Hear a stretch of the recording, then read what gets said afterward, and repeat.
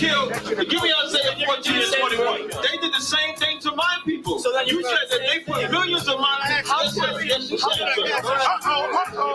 Should a murderer go to jail for murdering? Absolutely. Should a thief go to jail when he steals? Absolutely. Should a robber pay back the money he robbed? Absolutely. So why shouldn't the white man pay for what he did? That's right. One day you'll see just how it feels. Payback is a dog. It's a dog. Payback is a dog.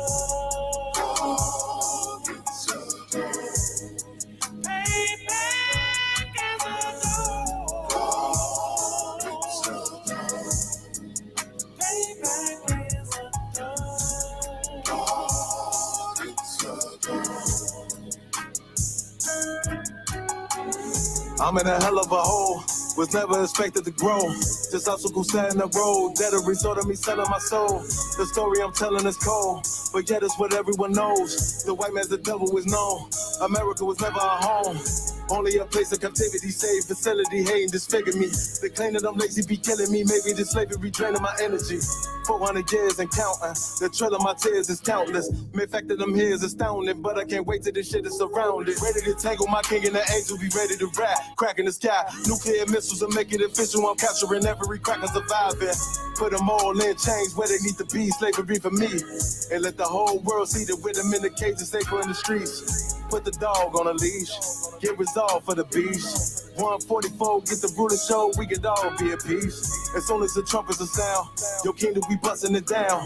The only way justice is found, the time for your judgment is now. You'll see just how it feels. Payback is a dog. It's a dog. Payback is a dog. It's a dog. Payback is a dog. It's a dog. Payback is a dog. It's a dog. Look, ain't no remorse in my blood slim. It won't be no compromise. Now it's time to feed the worms. Watch his body turn to flies. I clutch iron while you trust the lies. The next Glock I buy gon' be Gen 5. I get it customized. And sending shots off like farewell. Praying payback come back around like a carousel. Still remember YAHANNA's words ringing in my head like bells. Said you in his body, you fit the Lord, fuck the cartel. Triangle choke, apply pressure to the game like I did Vondale.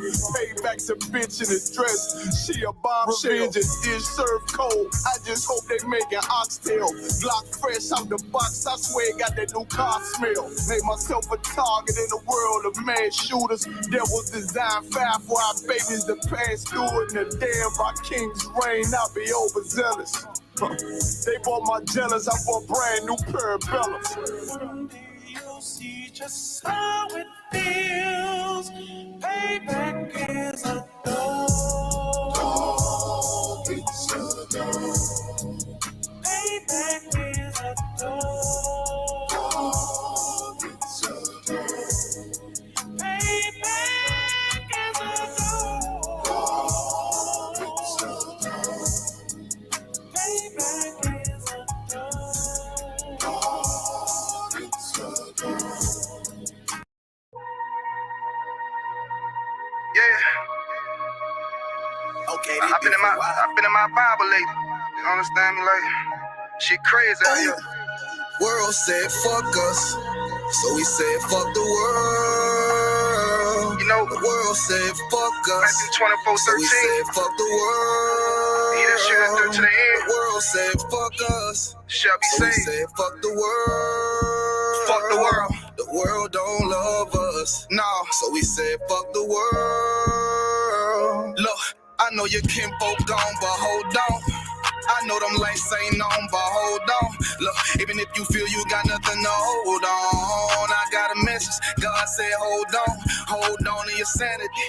I know you in a position that you ain't plan to be. With our lives, we're not addicted to gambling. You feel the pressure and the thoughts in your head are scrambling.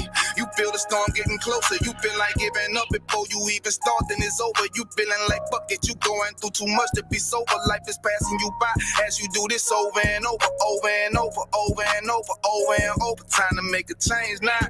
Instead of that, you fall a victim to the same now. Starting to find out that this life is not a game now. Back against the wall, couldn't run as the poor man screamed to the top of his lungs. Said fuck us, so he said fuck the world.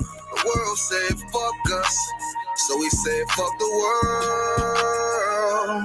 The world said fuck us, so he said fuck the world. The world don't love us, so we said fuck the world. For real, look. Cover your eyes, don't wanna see the blood on the leaves. Bodies of eyes innocently hanging, floating in screams, blood in the water, blood on the altar. Still don't believe justice is coming. Heavenly Father, did not Christ say vengeance is mine?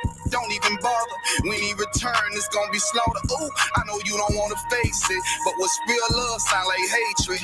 And you gotta be fucking crazy if you think they gonna get away with killing all them babies, feeding them to alligators. All the women that was raped, the transatlantic slave trade made us build a nation that we can't partake in. School to prison, pipeline, mass incarceration. All the lives that's been taken, hated to love it. You only talk about forgiveness cause we never get justice. I think you really reluctant. I remember hearing a hood nigga say all the shit he would have done if he was living during slavery. Look what's going on today, and you ain't doing a damn thing but putting shame on your ancestors' name. But who's to blame? All these drugs, pills, weed, beans, lean, and cocaine. I get the feeling that we living in a big dope game. The world said fuck us, so we said fuck the world.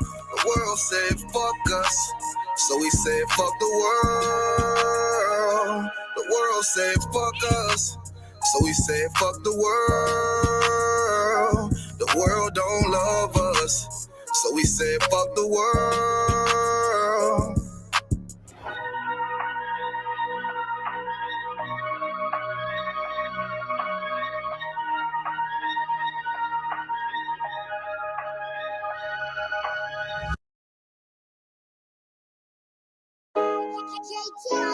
Hey, hey. Yeah, yeah. Hey, hey. Fuck wrong with you, boy? You know what time it is, nigga. Better watch how you step in. Yeah. But that was my niggas. Yeah.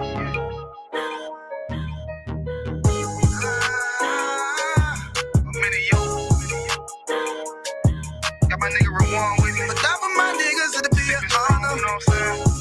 Under commanding General YAHANNA.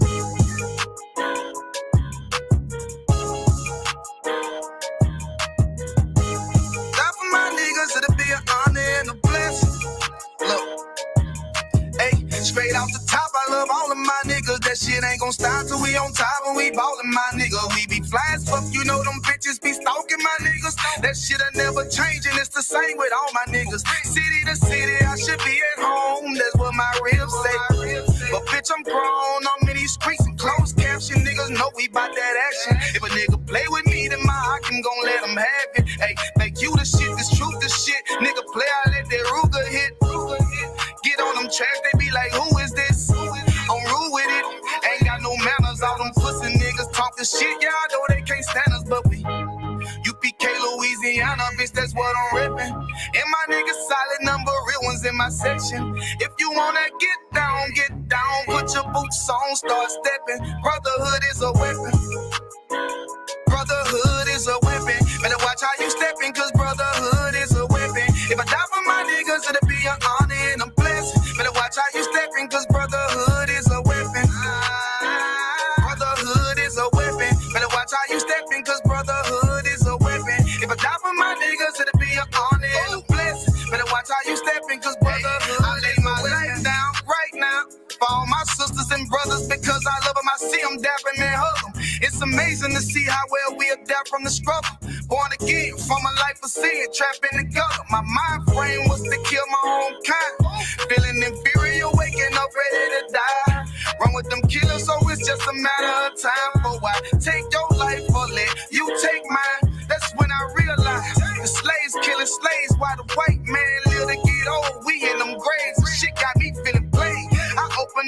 never went through them records. Found out we was royalty, a nation to be respected. But in this world we rejected, we hated for our complexion. Still fighting to get accepted. We hear the truth and reject it, but love is getting corrected. And all my niggas correct me. The commandments, the foundation we erected. Brotherhood is a weapon.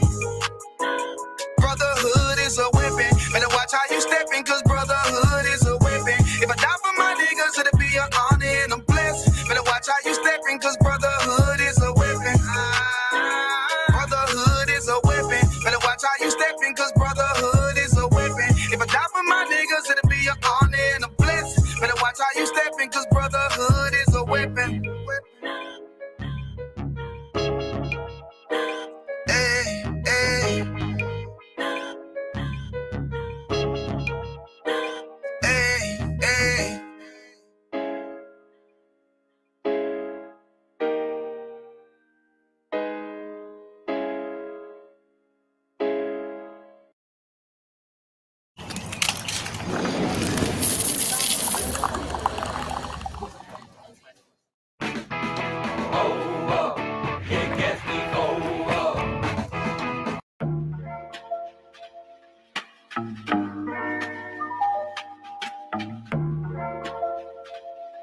Yeah.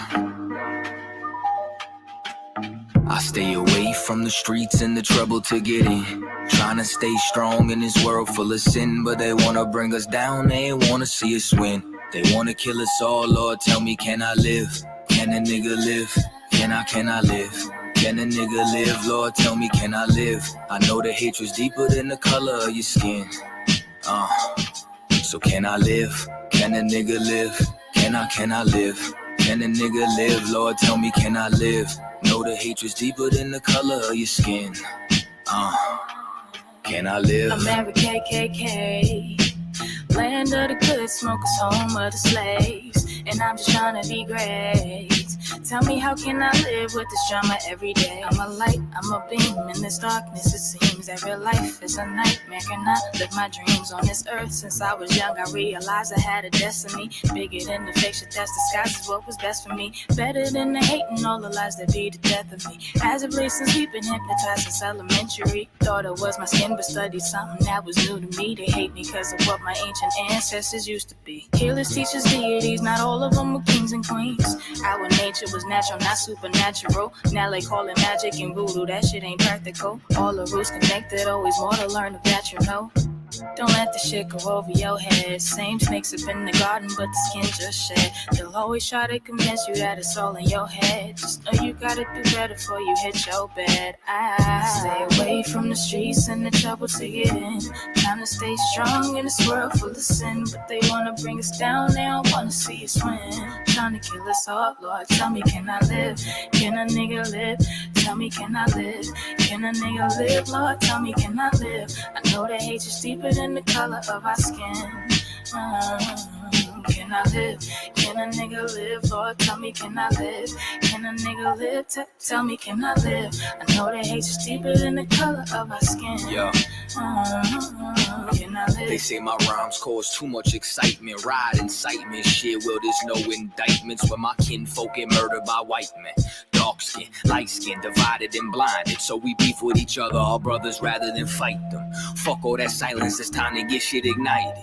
I ain't my way, low nigga. I ain't taking shit from no tars. And ain't no motherfucking nation got freedom from marching, begging for portions. Niggas ain't signing no parchments, big payback. You crackers got red in your margins. Why? They broke every treaty, slaughtered the buffalo, and then they set fire to teepees. They carved their face in mountains, but we go to jail for graffiti. We fought for this country, they gave us syphilis at Tuskegee. We been getting robbed, yeah, we're the ones who stay behind bars. They take all our money, but they ain't wanna give us no jobs. Wasn't supposed to make it, but we stayed defying the odds. It's like we really only living off the grace of our God. Can I live without getting harassed by the Sarge? Can I live without getting slammed on my car? Can I live long enough to raise my kids? Can I live long enough to see justice? Yo, can I live without getting harassed by the Sarge? Can I live without getting slammed on my car? Can I live long enough to raise my kids? Can I live long enough to see justice? I stay away from the streets and the trouble to get in. Trying to stay strong in this world full of sin, but they wanna bring us down, they wanna see us win. They wanna kill us all, Lord, tell me, can I live? Can a nigga live? Can I live? Can a nigga live? Lord, tell me, can I live? I know the hatred's deeper than the color of your skin. So can I live? Can a nigga live? Can I live? Can a nigga live? Lord, tell me, can I live? Know the hatred's deeper than the color of your skin. Can I live?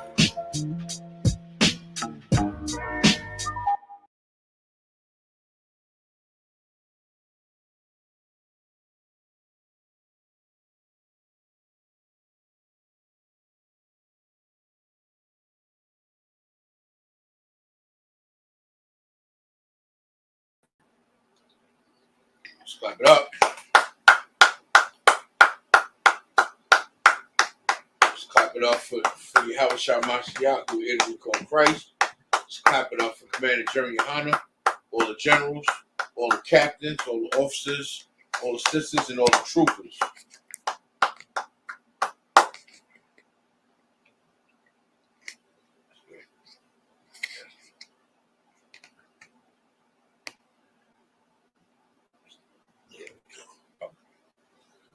ISUPK coming out of 1 West Harlem, New York, 125th Street, under Commander General YAHANNA. And since 1969, we've been teaching the truth that so-called blacks, Hispanics, and Native Indians are the children of the Bible. I'm Preaching Officer Yashal. Got Preaching Officer 500 Kashakawa with me in the building tonight. You know what I'm saying? Israel. There's a lot going on in this world today, man.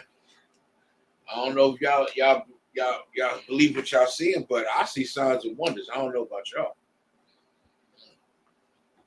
There's a lot of signs and wonders going on out here. I don't know what type of Houdini magic y'all expected to see, but y'all need to get it together because we're in the latter days. The end is near. Y'all want to see magic?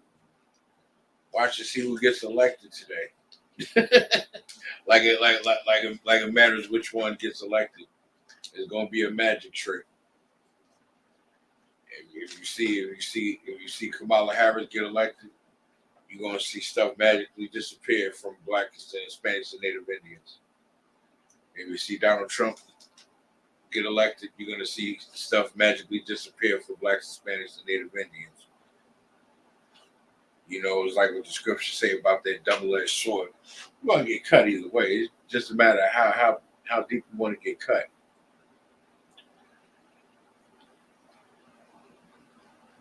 Now, I got a couple of things I want to get into. I even got an article in New Jersey today. Any questions online? No, so far, any questions in the room? Both shot. Right, no sweat. You know, talking about this election, right? We have to understand that elections isn't for blacks, Hispanics, and Native Indians, because the one that we need to elect is Commander General YAHANNA. Because Commander General YAHANNA, the ISUPK, is the only one that we should vote for to help lead this country not into damnation, but into the promised land. He could turn this into the land of milk and honey if we was to wake up and gather together. Go ahead, Chuck.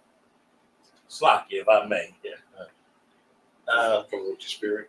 You provoke the spirit, but it's something I just want to rectify.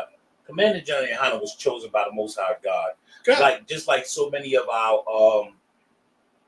like all the prophets that's in the Bible, who were chosen for the positions that they embodied. Right. From Moses all the way up to Yahawashi Mashiach, to the 12 disciples, to the men that lead Israel today, Commander General YAHANNA and all the generals. Right. All of them was chosen by the Lord. King David, chosen. These are men that were chosen. We didn't elect. The men that led Israel, blacks, Hispanics, and Native Indians, were chosen by the Most High God. Salakia. No, that's. I'm glad you brought that up because, you know, the viewers and the people in the world got to understand that there's a big difference from you sitting there allegedly voting to put somebody in place to lead your country, and the Most High God putting an elect in place to lead blacks, Hispanics, and Native Indians. There's a big difference. But I was saying it cardinally for the viewers that don't comprehend half of the stuff that we speak of, because if they really feel that voting is so important, then why don't you vote Commander General YAHANNA? That's exactly what you're saying. And that's exactly what I mean. Like if y'all going to vote a brother in, then y'all might as well vote Commander General YAHANNA, because that brother right there is outstanding. He takes care of his people, and he loves all his black, Hispanics, and Native Indian people. You understand? Whether you at Wall Street or living on the sidewalk eating out of garbage cans, he loves his people. You know, and I pray y'all understand. Sitting here going over if you vote for Harris or vote for Biden and feeding into the malarkey of the agendas that they pushing. They saying Kamala Harris is pushing for prison reform, but yet she wrongfully had imprisoned a young brother that lost time out of his life. Most High in Christ that he found an attorney that helped him get exonerated. You understand? The messed up part was Harris was present for his trial. She was present for his sentencing, and she was present for his exoneration. And he didn't even want an apology. All he asked for was for her to acknowledge it. But in order for her to acknowledge it, she'd have to admit that she made a mistake by getting him arrested in the first place. Okay, so. What you bring it out is so heavy, right? But wasn't Kamala Harris part of the whole reason why the brother that just got executed? The brother that just got executed, she was a part of that. I didn't even know that. Oh, yeah. That's heavy. You say that. It was an opportunity for her to, get this brother, out of prison, or But oppressor is the devil the Bible speaks of. Kind like what you saying is heavy, because I was getting to that. If she wanted black people to vote so bad, she should have stepped in and had Maurice Williams' execution put on hold. Not hold. On ice. Period. Because even the district attorney and the prosecutor told the judge, we don't think he did it. There's no proof putting him at the scene at any time during the crime at question. And mind you, this happened back when we was young. This crime happened in 1998. Keep in mind, this wasn't a 2000 crime. This was a 1998 crime. But this just goes to show how the oppressor is the devil that the Bible speaks of. Because due to the fact that it was a white woman, they wanted to seek justice and put a black man to death. This case with Maurice Williams was no different from Emmett Till. You understand? This case was no different from Emmett Till. Alleged to whistle at a white woman and ended up being tortured and hung as a young black man. He wasn't even a man yet, if I'm not mistaken. Wasn't he just a young child? He wasn't even barely a teenager, correct? Yeah, and they tortured him like they tried to do a man in Rosewood that they did a movie about. That, sir. This is exactly the same thing. This is the exact same thing like that young brother.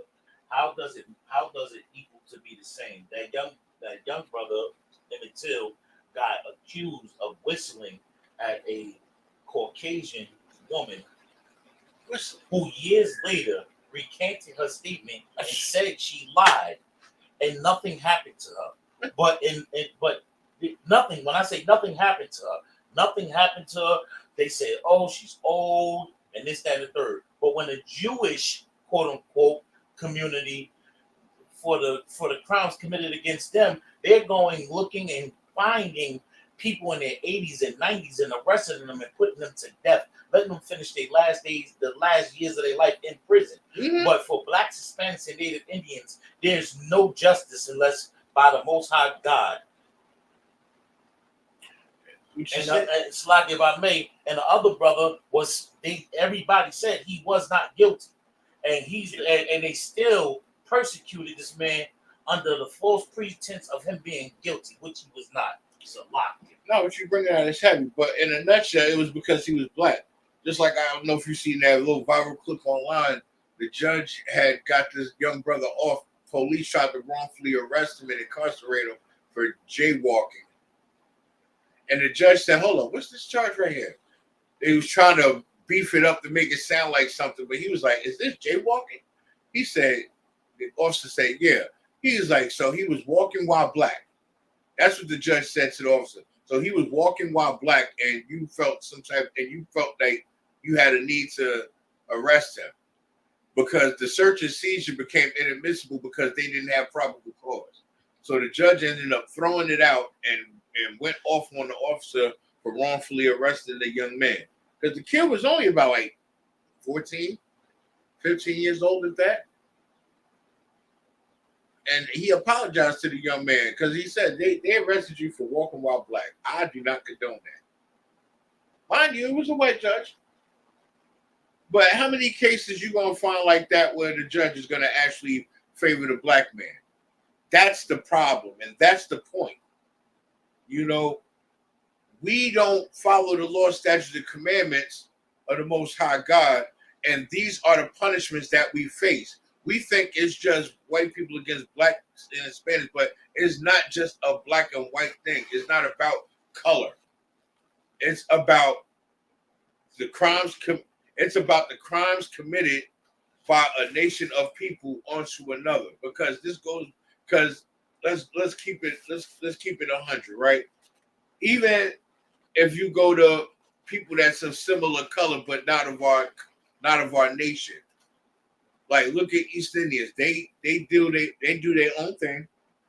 They live by their own rules, and the oppressor doesn't bother them. The oppressor takes care of them like he takes care of Moab, who are ignorantly called Chinese. You understand? And so on and so forth with Amalek and all the other nations that's not part of the 12. We have to understand that as long as we don't follow the law, statutes, and commandments of the Most High God, we are going to continue to be punished. We're going to continue to be oppressed. It says in the Bible that if we don't listen and hearken to his laws, that we will be placed back in the captivity, so to speak. As a matter of fact, let me go right to it so that way there's no confusion or misconception, because we in the ISUPK, we're trained to make sure. If I'm not mistaken, is it Deuteronomy 28:15?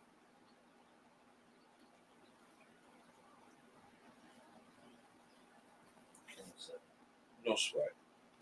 You know, because we are stubborn and stiff-necked people, right?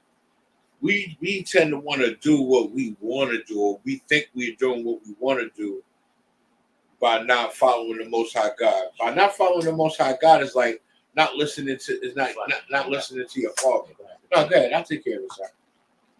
You know, not listening and following the law, statutes, and commandments is like not listening to your father. Like, you understand what I'm saying? Your father tell you to take out the trash. You don't want to take out the trash. You get your pepper popped. You understand what I'm saying? It's the book of Deuteronomy, chapter 28, verse 15. But it shall come to pass, meaning it will happen. When it say, but it shall come to pass, meaning it will happen and it will pass by. This is guaranteed. If thou wilt not hearken means listen, unto the voice of the Lord thy God, to observe, meaning to observe all of his commandments that are set forth in front of you, and to do all his commandments, not some, not half, not the ones that make you feel good, not the ones that you feel like you want to follow, but to do all his commandments and his statutes, which I command thee this day. Not yesterday, not the day before. He commanded this thousands of years ago, and yet we still don't listen as a people. This is the problem, and this is why it says here, which I command thee this day, that all these curses, meaning all these curses, shall come upon thee and overtake thee, meaning if we don't listen to the Lord thy God, meaning to fear the God, to do all, not some, not half, but all his law, statutes, and commandments, not just read them, but to live them, follow them, and be a living example like Christ, who we call, whose real Hebrew name is Yahweh Mashiach. You understand what I'm saying? He didn't know from a can of paint, but yet he sacrificed himself so we can live, because the Most High was going to do us away and start over. And the Most High said, no, give them a chance. I'm going to sacrifice myself as an example for them to get the point, to come together like a Zephaniah 2:1 and to start following these law, statutes, and commandments. Because if not, all these curses shall come upon thee and overtake thee. Now, when you say curses, we don't mean like damn or shit. And I only say this for teaching purposes. I'm not saying it in a derogatory fashion, but those are not curses. That's profanity. Those are profane words. Curses meaning,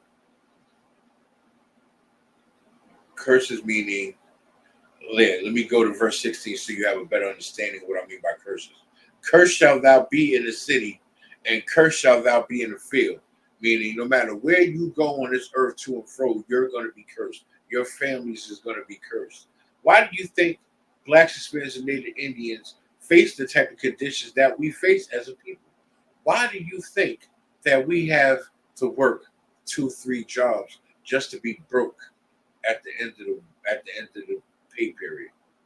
Why are we working multiple jobs, still living check to check?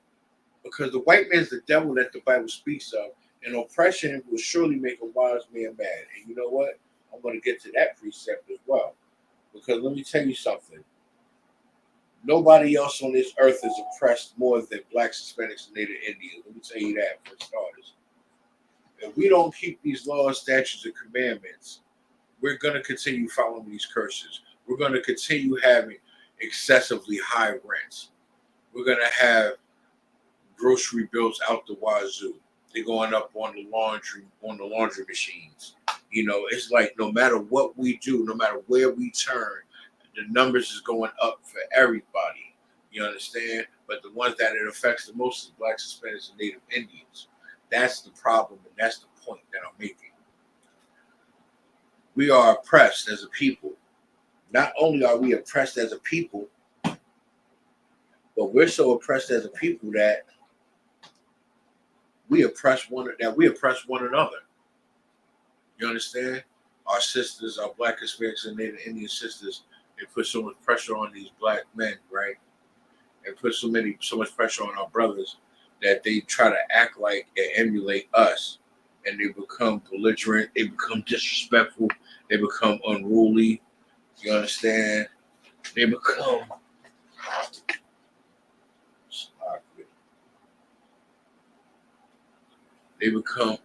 horrible creatures. These women turn into very nasty, disgusting, horrible creatures.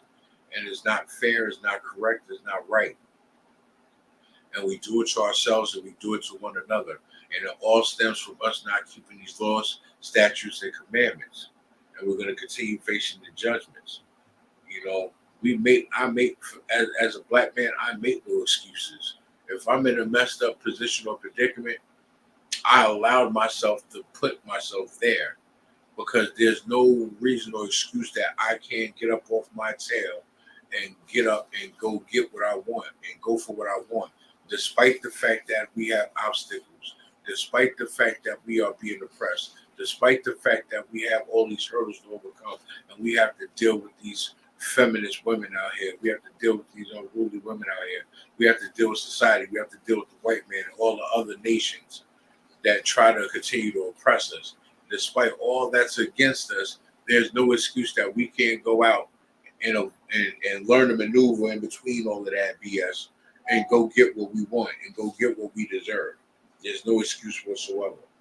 And as a black man, I make no excuses. So when I talk about my people, I don't just talk about myself. I talk about all my people. It's like,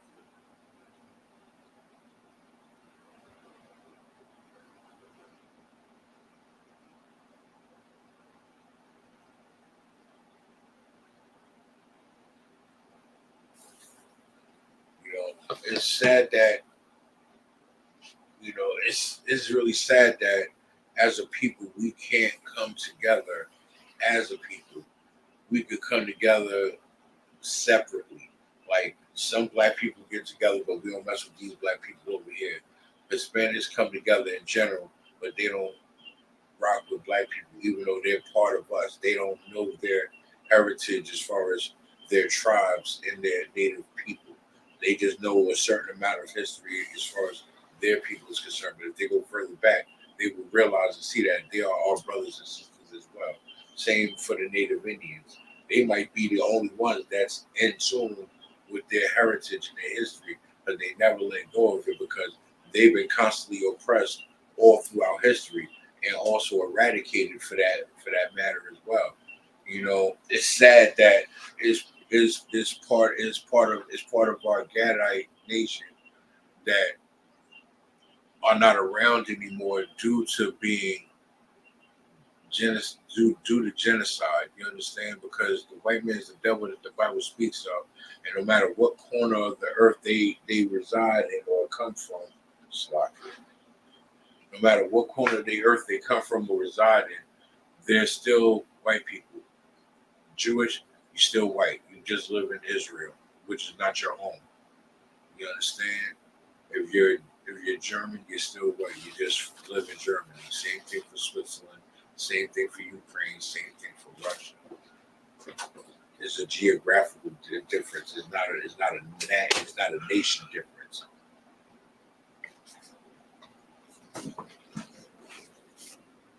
Too awesome. Yeah, thank you.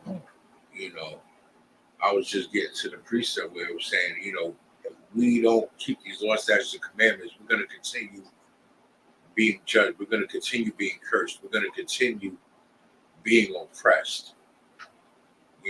We have to deal with the excessively high rent. We have to deal with the excessively high prices of everything. Laundry machines going up, grocery bills is even exceedingly high, and you're not coming home with as many bags as you normally would do off the same budget that you've been working with. You got to work 2-3 jobs just to be broke at the end of the pay period. Seems like no matter how many jobs we work or how much we try to excel, we're going to keep being roadblocked. We're going to keep getting cut off at the knees just for being you. But I also was saying that there's no excuse that as Blacks, Hispanics, and Native Indians, we can't say we're not going to take no more, and we stand up and we try to change that. Like I use me as an example. There's no excuse for me that I can't get up and go get what I want in terms of me wanting a better way of life for myself. I'm in control of that, despite the hurdles and obstacles that we have to deal with being in this oppressive type of world. And as an example of us being oppressed, let me go to the book of Ecclesiastes, chapter 7, verse 7. It's the book of Ecclesiastes, chapter 7, verse 7. Surely oppression maketh a wise man mad. Honestly, there's nowhere on the four corners of this earth I could go and not see an angry black man or an angry black woman or an angry Hispanic man or angry Hispanic woman, for the simple fact we are oppressed out here as a people. Some people look like they're living better than others, but at the same time, even they are still being oppressed to some extent, because we can't move freely around the world like we would like to. We can't come together like we would like to as Blacks, Hispanics, and Native Indians. See, the problem is if we come together, that's when the oppressor is going to see that, oh, we have a problem. They starting to come together. They're starting to get it. They're starting to wake up. We can't have this. We got to keep them separate. Let's put more drugs into their street. Now they coming out with now they got pink cocaine out in the streets. But it's not even cocaine, but they calling it cocaine, pink cocaine. You understand? Another drug to keep our youth oppressed and in a zombie state. Because that's who is really affected in today's time. Like we got the generation after, before us, whoever's still around, they still getting high, they still doing whatever they're doing if they're still alive. But then look at this younger generation. You can hear it in the culture of music. Back in the 90s and early 2000s, my generation, it was wrong. But we rapped about selling the drugs to our people. Now, in today's time, we got to reap the repercussions of the music that we made, because now these kids is rapping about doing the drugs. Now, who do we have to blame for that? Yes, we could blame the oppressor because they originally put the drugs in the street. But after a while, we have to take some level of accountability and responsibility and accept the fact that we still chose to sell it to our own people. Even though we were oppressed to the point that we was basically subliminally manipulated into selling the drugs to our own people. But after a while, we had a choice to say, all right, we're not going to keep selling to our community. We see what is happening to it. Saying your mom and your aunties and your uncles out here slumped over, shaped like the letter S, gone. Like gone. Literally gone in the physical and the mental off of these drugs that you're selling. And you got the nerve to sit there and say it's about principles. What is principles when you're destroying your own people? What the hell principles can you possibly be talking about? Like, let's be realistic here. It's not principles. It's oppression. We are oppressed, and we are mad behind it. Again, it's the book of Ecclesiastes, chapter 7, verse 7. Surely oppression maketh a wise man mad, and a gift destroyeth the heart. You know what gifts that they give our black sisters and tell them it's a gift? We're gonna put your baby father on child support for you. We're gonna take $100 from him every week, and we're gonna give you $42 every week out of that. That's what we're gonna do. We're gonna pocket the rest, because thank you for allowing us to be the daddies in your life, and we're gonna charge you and tax you and him. We're gonna tax him for you because this is your payback. And then we're going to tax you for putting us in your business. And now we're going to become your dad. That's what we're going to do. Go ahead, sir. Oh, damn, struck a nerve? Yeah, I showered. You know damn well. The white man is the devil of the Bible. It is. He is. Let me say this, right? He is. Let me say this, right? The oppressor is so diabolical that he uses your child's mother or your children's mothers to put you on child support, right? Because, and this is that gift that destroys the heart, because they think that the women think they're getting a gift. They think they're winning. They think they're up in one. And they don't even pay you the money that you receive, that he's being charged. Right. I'm getting charged $155 or $153 a week, and they're giving her $100. So they're charging her, they're giving her $100. Hey, here's $100. I'm gonna keep $53 because I did a transaction for you. I'm in your business. I got it's not even it's that. I'm in your business. I like that. I'm in your business. But what's more accurate is, thank you for allowing me to enslave him further. I'm gonna, and for me helping you do it, I'm gonna give you $100 of the money that he could have just freely gave you, and guess what? I'm gonna keep me a percentage because I feel I did my job. Right. I'm gonna make sure I'm gonna pay cops, and because when you're on child support, you're on probation. You don't even know I never knew I was on probation. I'm on probation this whole time. That's why they can lock you up if you don't pay. Because you're physically, and it's diabolical because the oppressor is the devil. The Bible speaks of. God damn. Hey, guys, let me tell you, it's so heavy because now that I start doing the research of it all and start coming to an understanding, every time they come kicking your door, it's because you on probation and you missed the payment, and then they make it seem like it's like parole, but worse. It's like taxes. If you miss a payment, they coming.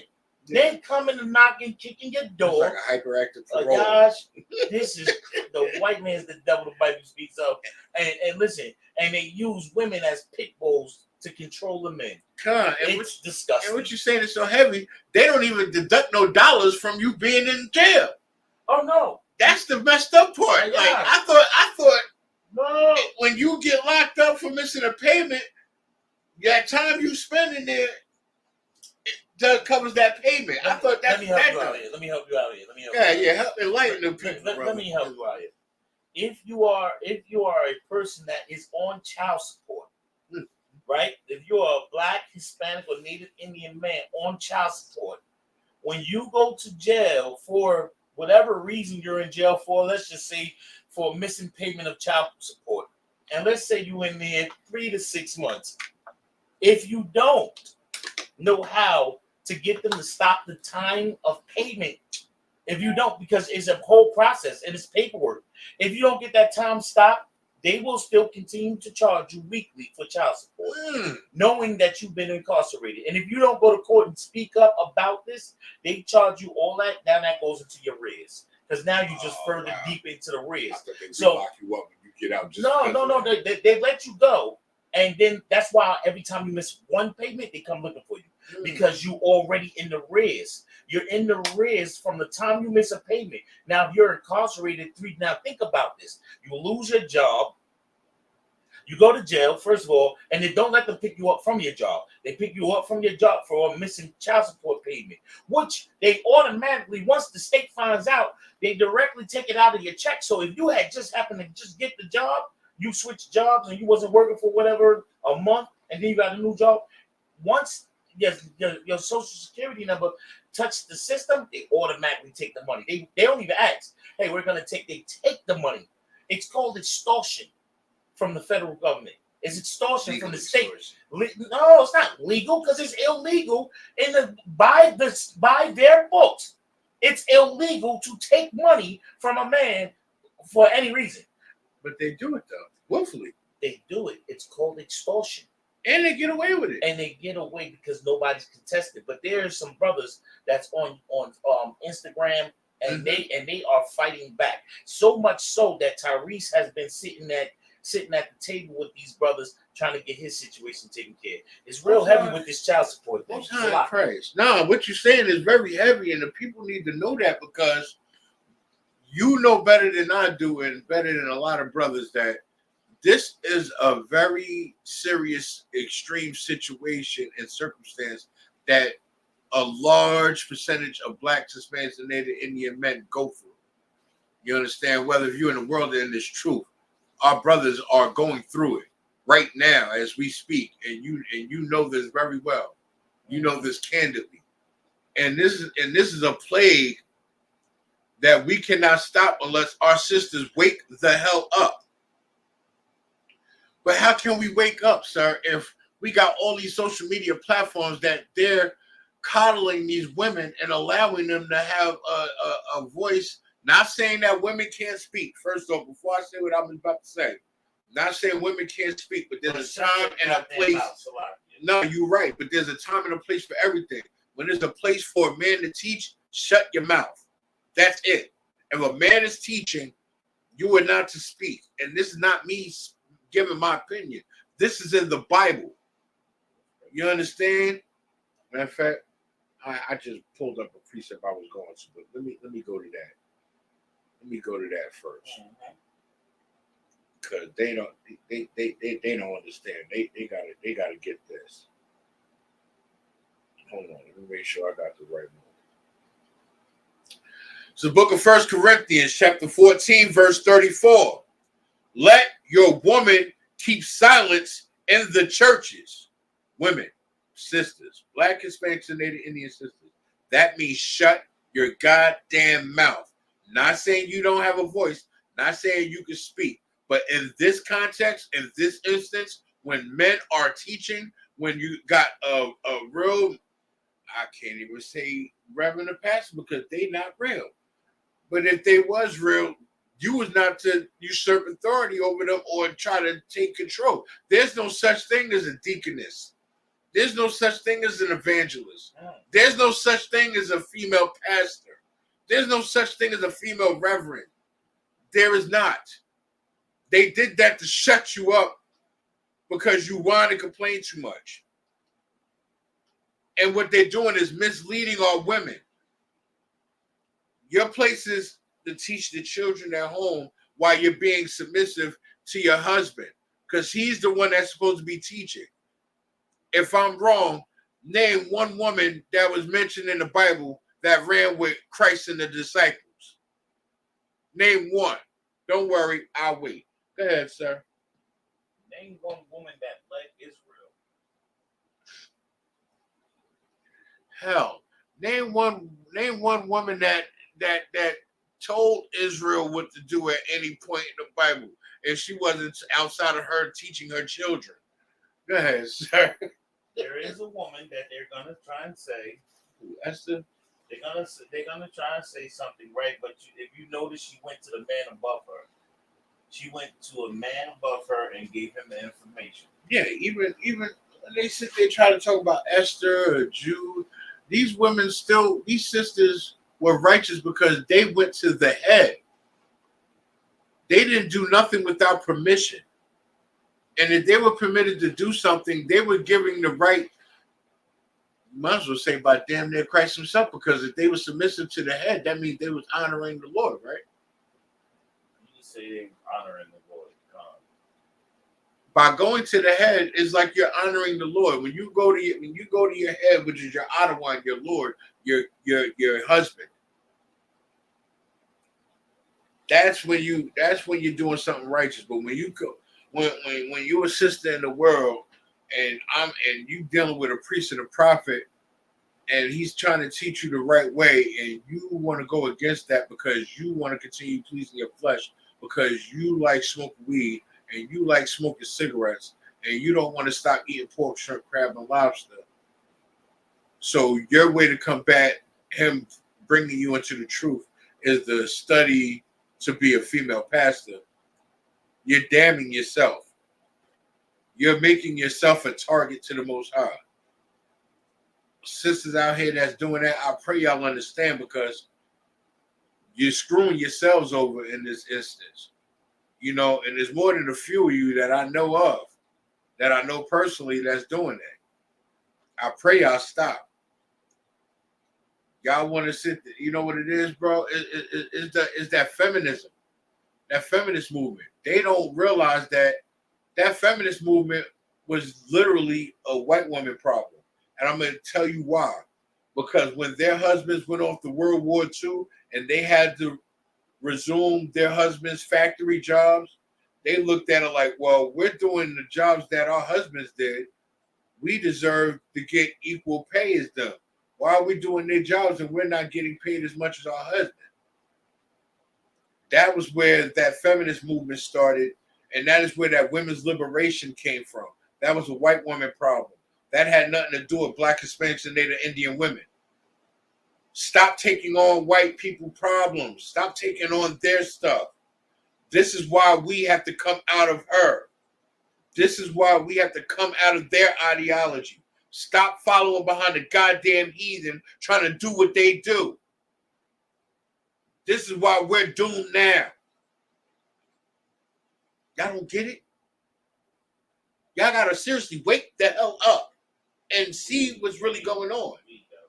We as a people have to wake up and really realize what's going on here. Blacks, Hispanics, and Native Indian men and women, y'all gotta understand. You're digging yourselves. We're digging ourselves deeper in a hole that we're beyond 6 feet in the grave. You understand? We're digging ourselves in a deeper hole. Let me finish this precept though. This is book of 1 Corinthians, chapter 14, verse 34.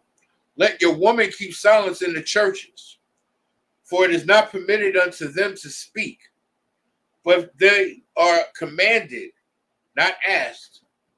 They are commanded to be under obedience, also saith the Lord. This is not me. This is not Officer Shock saying this. This is not our opinion. This is not what we think. This is coming strictly from the Bible. And apparently the Bible is not wrong, because if it's saying something that works and if you listen to it and it worked for thousands of years, what makes you think it's going to fail now? Where's the other precept I had? It's real sad, sir, that these sisters out here don't get it. Like, they think we're just out to control them or to destroy. I mean, and all honestly, if we're not controlling them, they're left to their own devices. For the most part, Black, Hispanic, Native Indian women need to be controlled because they don't think rationally. If I'm not mistaken. Now, if they have rational, logic thinking, critical thinking type situations going on in their life, then they can discern good from bad, good from evil. They can discern right from wrong. They can tell the difference. Oh, this stove looks hot. Let me not touch it. Like, they don't, and it's not saying that women are not smart. Women are so smart that at times they're stupid. You know, and don't get it twisted. Men can be that way as well. But right now, I'm talking in terms of our sisters. Sometimes our sisters are so smart, they're dumb as a box of rocks. Because how you so book smart and so intelligent, but you can't tell that these people mean no good to you. Go ahead, sir. Struck it on the court. I like one, guys. Women are so smart, right? But they jump from man to man, and they can't keep one man happy. Women are so intelligent, right? Mm-hmm. That we have an LGBT community, and they're okay with it. They following behind a pastor who just wants the money, but they're so intelligent. I can go on and on and on and on and on for days with that. So I'll leave that right there. No, what you're saying is heavy, because they'll sit there and follow behind a tender, moist beta male, but don't want to listen to an alpha male that's telling them nothing but good, nothing that's gonna harm them or put them in harm's way. This is why I don't understand why women are so goddamn stubborn. It's ridiculous. And what makes it even heavier, because you said it yourself. You said, hold on, we'll say that part again. You not the part about the LBGT community. What's the other part that you said? About women being so intelligent that they don't know how to keep their husbands happy. Right. Now, that part right there. They can sit there and say, oh, I got a woman's intuition that he's cheating on me, this, that, and the third. Okay. If you got such a woman's intuition, you can sense when a man's cheating on you. Where's that woman's intuition when he's unhappy? Where's that woman's intuition that's telling you, oh, my husband's not happy. Let me find out why he's not happy. Where's that? Where's that intuition? Oh, you had a gut feeling that he was out with another woman, but you couldn't have a gut feeling that you was not on your job. You couldn't have a gut feeling that he's unhappy because you stopped doing stuff. Come on, woman, stop it. Y'all delusional. Y'all is seriously delusional. That's part of why I was like, you know, what you brought out was heavy, sir, because these women talk that they got women's intuition, this, that, and the third, and they can sense this and sense that, but they selfish in their senses then, because how come you can't sense when your man is unhappy? If that's the case, why you can't sense that you're being a dragon? Why you can't sense you're being a bitch? You can't sense none of that though. Your senses is off. It's like you got it, sir. No, you're saying it's heavy. They can't sense the simplest things. Like you can't. You got women intuition. You're so intelligent that you don't know what gender you are. You're so that kills me right there. People don't comprehend what gender are you.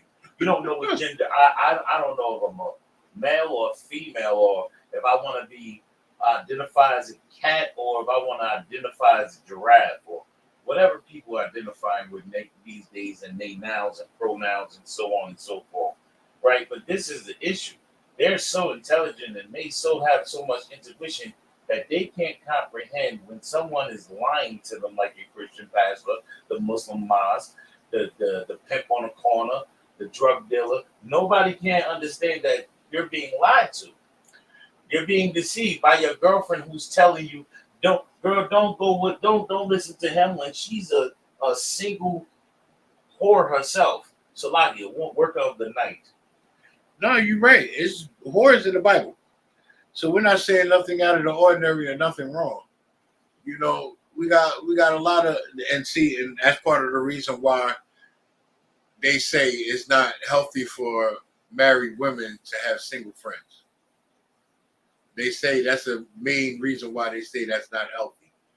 Because what does a single woman have to have business being cool with somebody that has an Ottawa?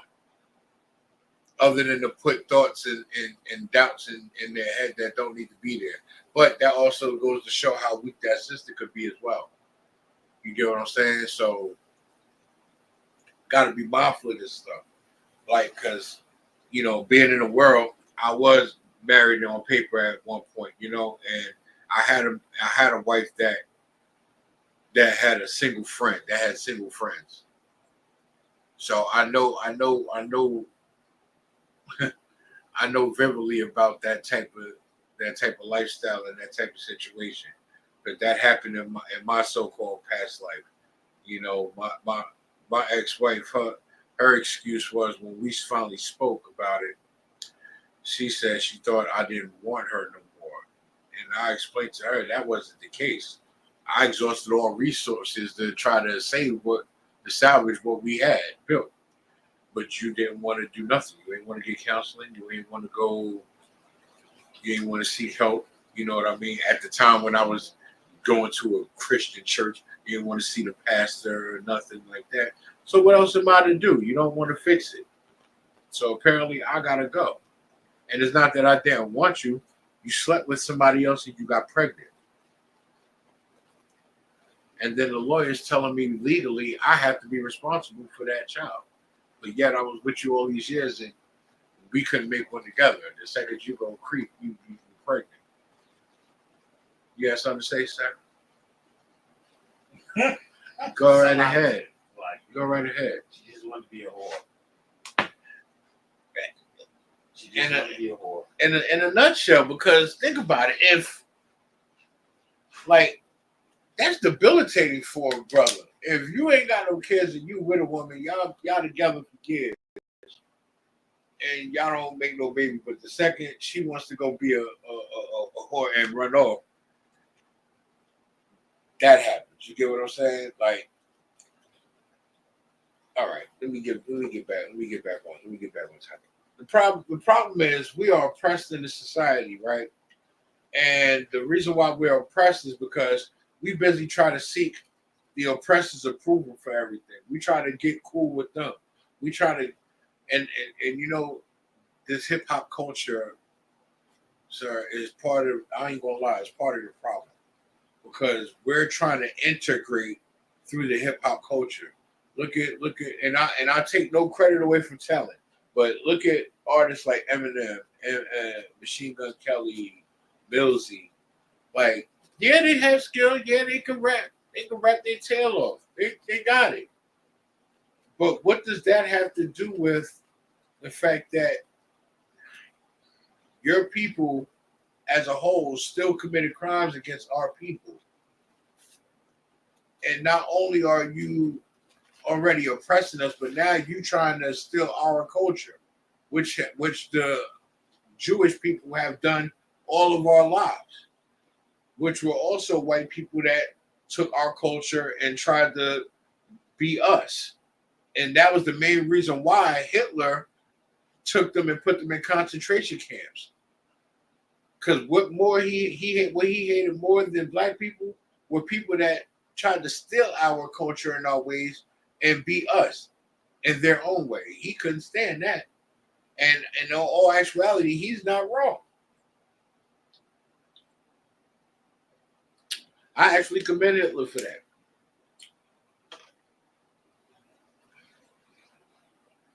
You know, in all honesty, Kasha, if there was more Hitlers around, maybe we wouldn't have had a MLK situation.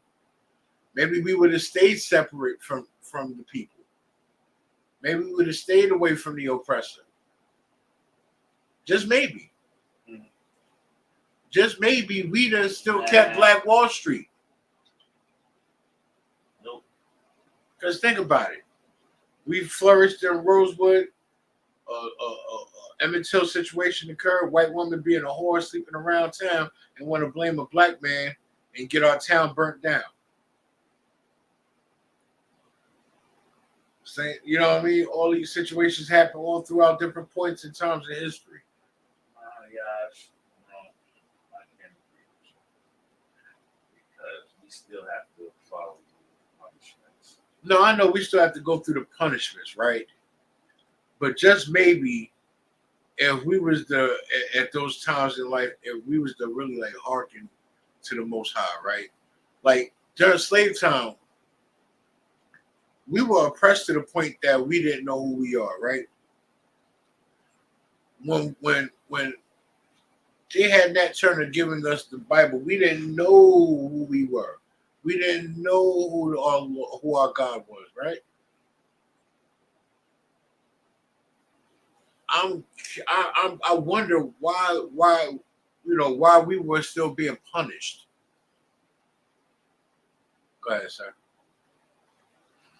In the scripture, let me see if I can find it for you. Come on, sir. In the book of Deuteronomy, right?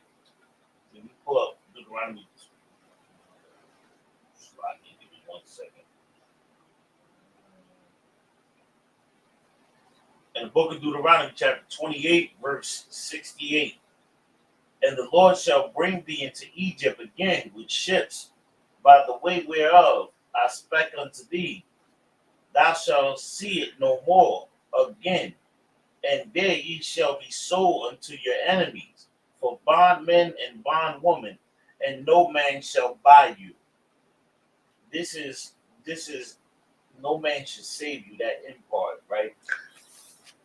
But the scriptures say, because we didn't listen, because these are the curses. So us being enslaved and having people misread us the scriptures, and us being, our culture and our culture being robbed from us, our identity being robbed from us is a part of the curses. Because in the scriptures it says,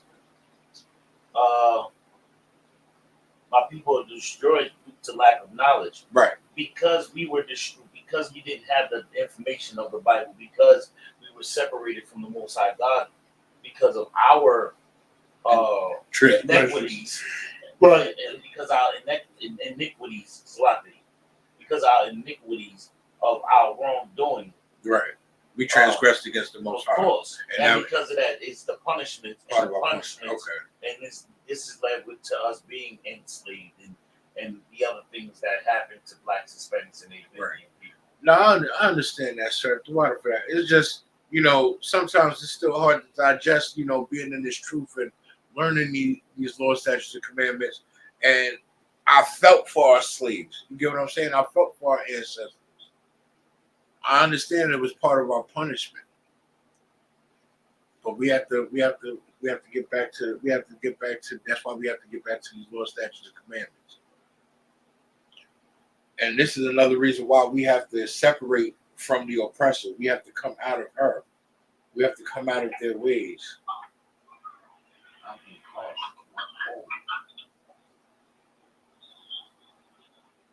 Slack me a second.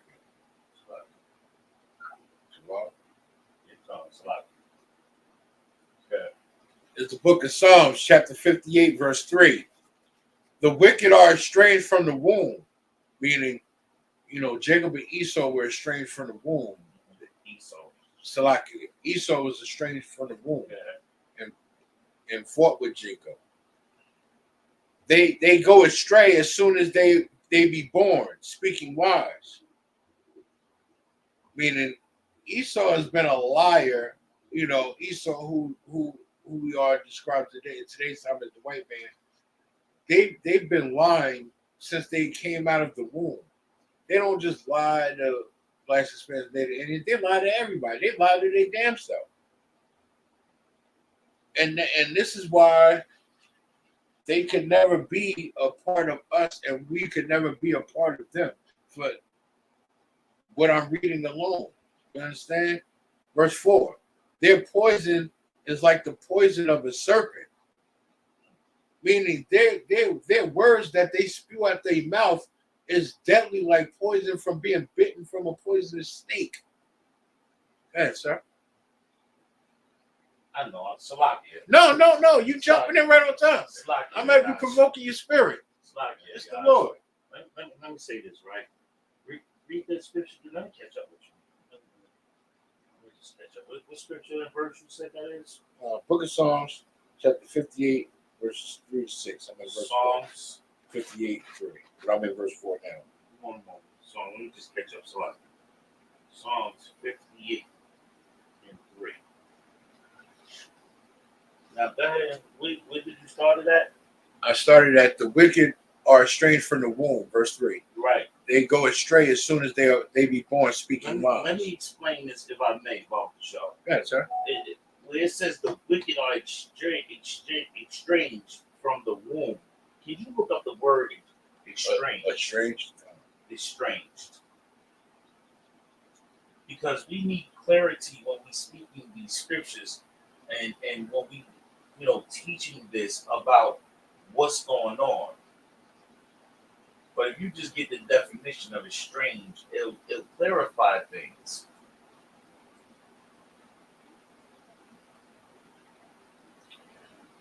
Estranged, no longer close or affectionate to someone, alienated. Okay. Now, when the scriptures say the wicked estranged from the womb, it says when Jacob and Esau, they was no longer close from the womb, from the very beginning. From the very beginning, they were not close. Right? From the time of birth, they were not close. Because it was two different nations, two different people. So from the very beginning, they have been different from us. Right. Right? Keep reading that. Exchange from the room, Dad. They are astray as soon as they be born. They go astray. They go astray as soon as they be born, speaking lies. Now listen, from the very time the oppressor is born, from the door they tell lies.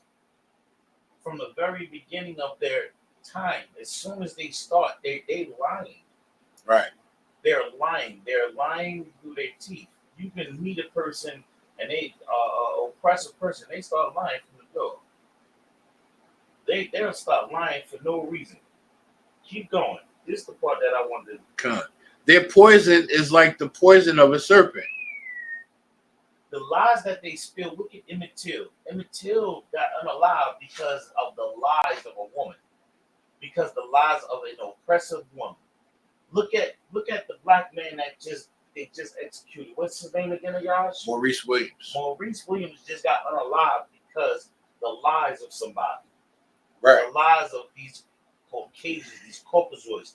These people are liars. Look at the lies that's being told day in, day out. Look at your food alone.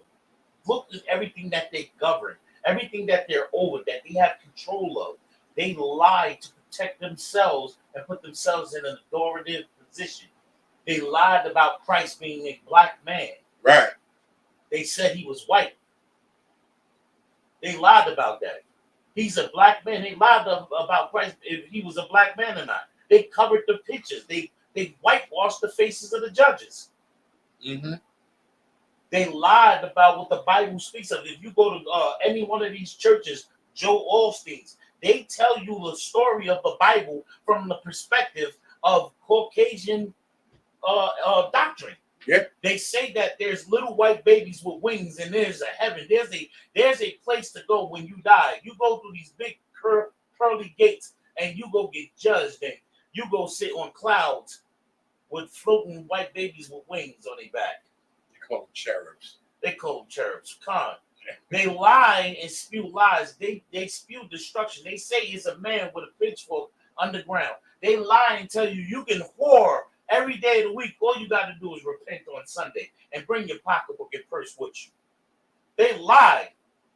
They lie and say that everything, all this, it's okay to get high. They say weed is legal to smoke. It's a lie. Okay. That destroys blacks, Hispanics, and Native Indians. It's okay to be an alcoholic. That's why they got distilleries and liquor stores on every goddamn corner. Yeah. They lie about what we can do and cannot do. They lie and say that they own the earth. They lie and say they are the Jews of antiquity. That they are the so-called Israelites that come from the Jacob, Isaac, Abraham, Thawada, Salakia. They lied. Right. The lies, they are monstrous and poisonous lies that they tell. Right. Go read more. They are like the deaf otter that stoppeth her ear. Let me tell you something. Look up that word otter. Adder. It's deaf adder.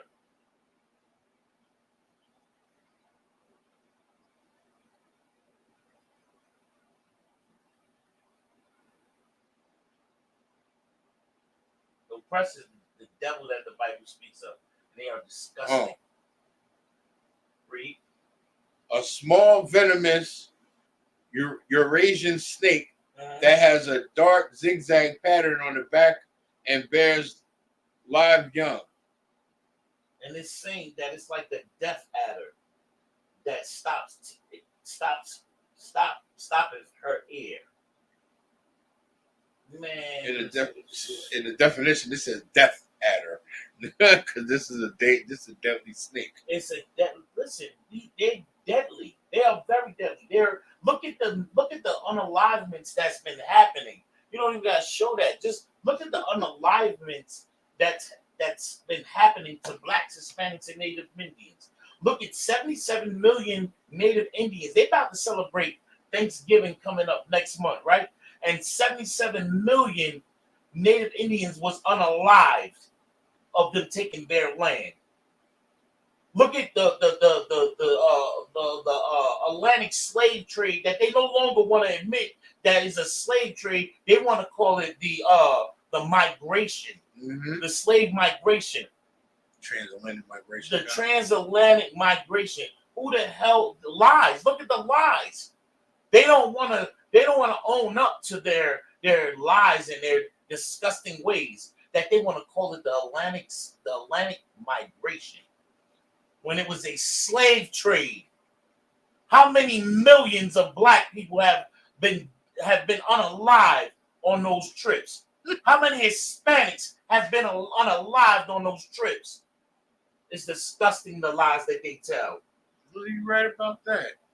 What you're saying is so heavy, because if they got to own up to the fact that they had slaves, then they got to own up to their crimes on top of the lies that they spew. And you're right. And this is what part of the reason why I say we have to separate from these people, because they mean all harm to us. They mean nothing but harm to us. They don't mean no good to us. Like you said, it's strange from the womb. Like we have to separate from before birth. That's how real it is. Yeah, I got another one.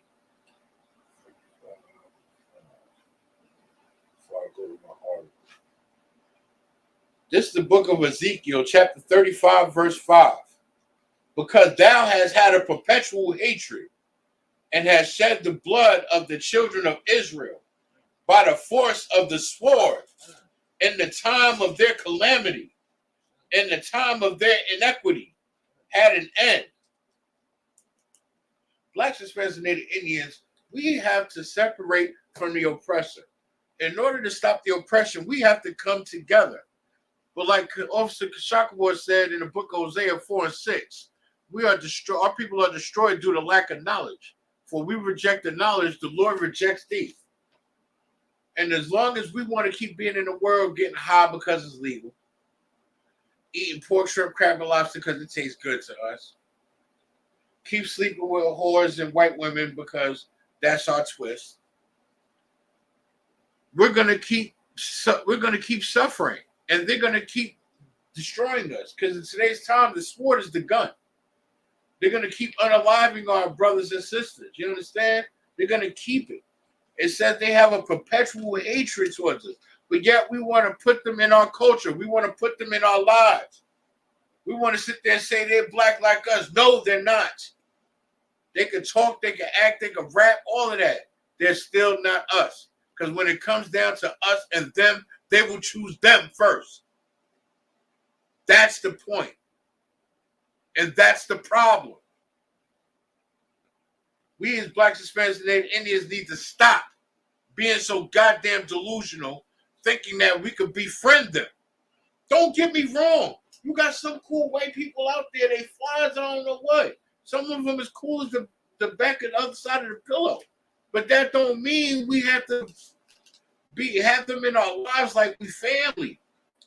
Because if we want to consider them family, they the disowned relatives.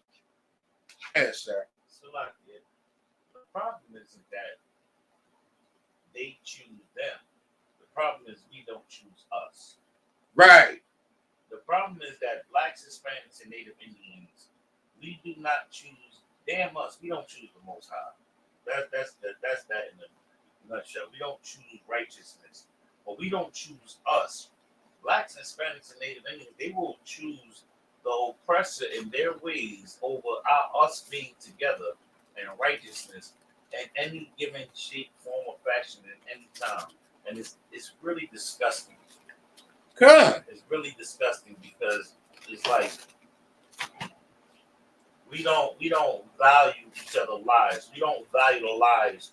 The Dominicans don't value the lives of the Haitians, and the blacks don't value the lives of the Jamaicans, and the Jamaicans don't, and Jamaicans don't have no type, no love for the Mexicans, and the Mexicans hate the Guatemalans, and it's so on and so forth. It's like it's a deep disgust between our nation within ourselves. Yeah. Within the 12 tribes. And that's the problem. We're not choosing ourselves. Those oppressors subliminally push their hate on us so bad to the point that we hate each other. They push that hate so bad that we hate each other. Let me tell you something. I looked at something earlier today, right? Corey Holcomb was doing an interview, and he said something so profound, right? He said, look at Diddy and look at Hugh Hefner, right? Diddy and Hugh Hefner did the same thing. Hugh Hefner was sitting there trafficking these young girls for decades and having his way with them and selling them off and doing whatever. And nothing happened. It just got swept under the rug because these Hugh Hefner. And Diddy is doing damn near the same thing, but he's not just doing it with young girls. He's doing it with young men and so on and so forth. right? Diddy, this is the difference between Diddy and Hugh Hefner. Diddy was a pawn in a white man's grander scheme. No matter how much money he made, they will never allow him to make money like they make money. Your money will never touch their money. You understand what I'm saying? And he specifically said that and said, you can't do what Hugh Hefner does because Hugh Hefner can get away with it. You understand? Who was that? Epstein. Epstein got away with what he got away with. Him and Diddy did the same exact thing. Only difference was Epstein got away with it because he has the complexion for the protection. Diddy, you were just a pawn in their grander scheme. Why you think the feds have you? Now you don't own nothing. You're under the federal custody of the government. You own nothing. All those tapes and stuff you made and all your baby oil and all of that stuff, you own none of it now. Johnson & Johnson thanks you for their promotion and your good business. On to the next rapper. No, it's not legal to have thousands of bottles of baby oil in your residence, but it does raise questions. Why you got so much damn baby oil? That's why I got that. Yeah. Why you got so much baby oil in there? Why you got an underground El Chapo passage? Why you got an underground El Chapo path for travel underground? And it takes you right to other houses, directly to other houses. You popping up on other people's homes like, hey, I can see it now. You know, Justin Bieber just having me walking through his house, he just hears.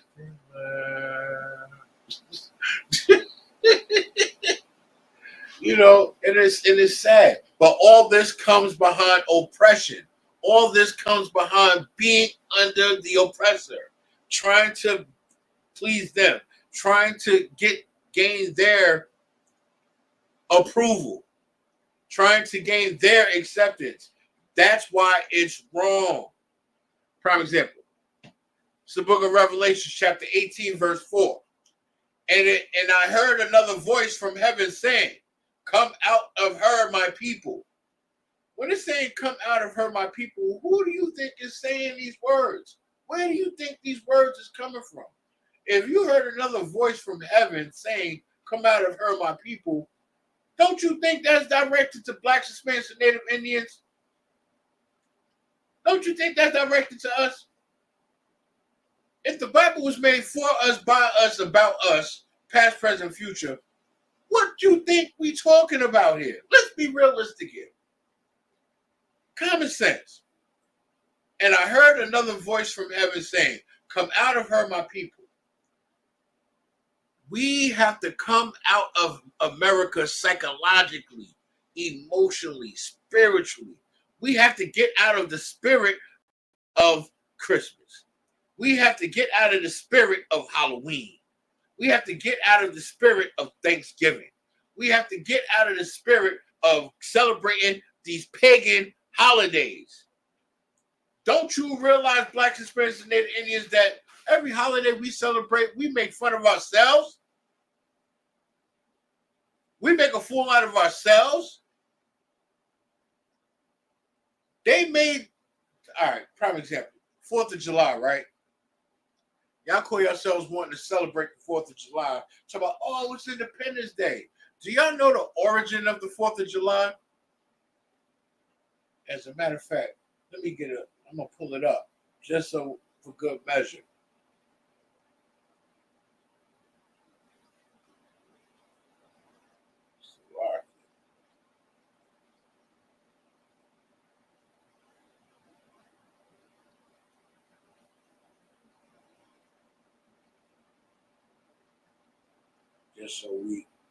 Just so that way I have proof and evidence of what I'm saying.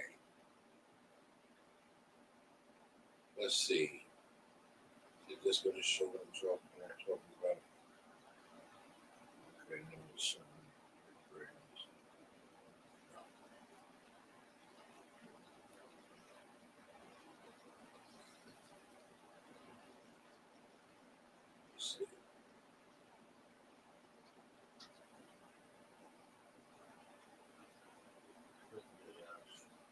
It's not popular.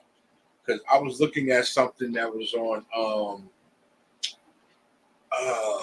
it wasn't Netflix, sir, but it was something else.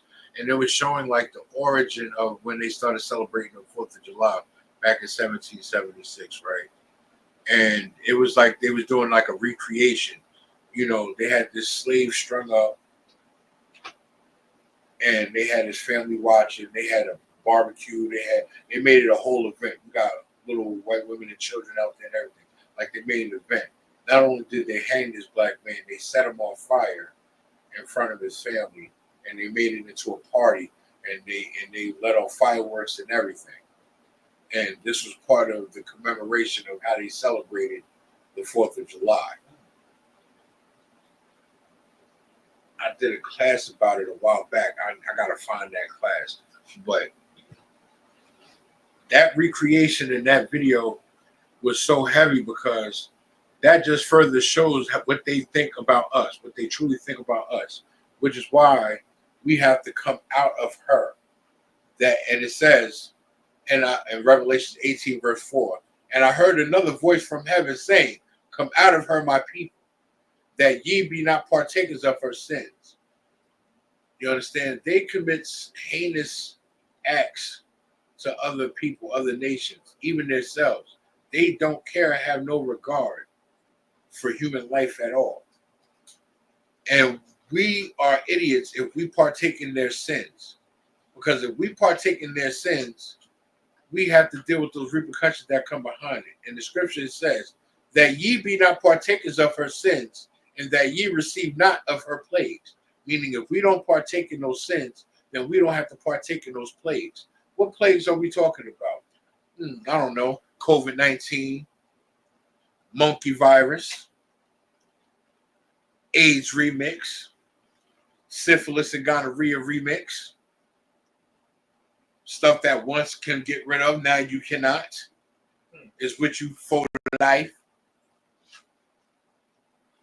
I mean, just a shot in the dark.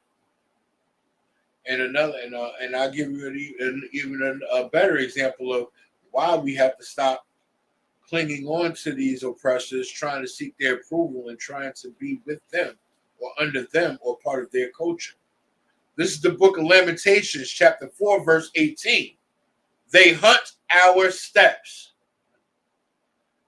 What do you think is going on out here? What do you think happened to Trayvon Martin, Mike Brown, Eric Gardner, Louis Castillo, Sandra Bland, so on and so forth? So many names of brothers and sisters that got unalived by police, unalived by the oppressor. You understand? Tyreek Nichols. You understand? Like, what do you think? What do you think happens if you sit there and try to follow behind somebody that hates you? We're gonna get you. Let me take it from the top. This is the book of Lamentations, chapter 4, verse 18. They hunt our steps, that we cannot go out in our streets. You think you can hang out in these streets, but you really can't. Because if you look any type of the description, which is what, 90% of Black, Hispanics, and Native Indian men in the community, bro? What's the first line they say? Oh, you fit the description. Last I checked, we all look different. Shape, size, height, all. So how do we fit? You know, their excuse is because we're all Black, right? That we fit the description. That's their excuse.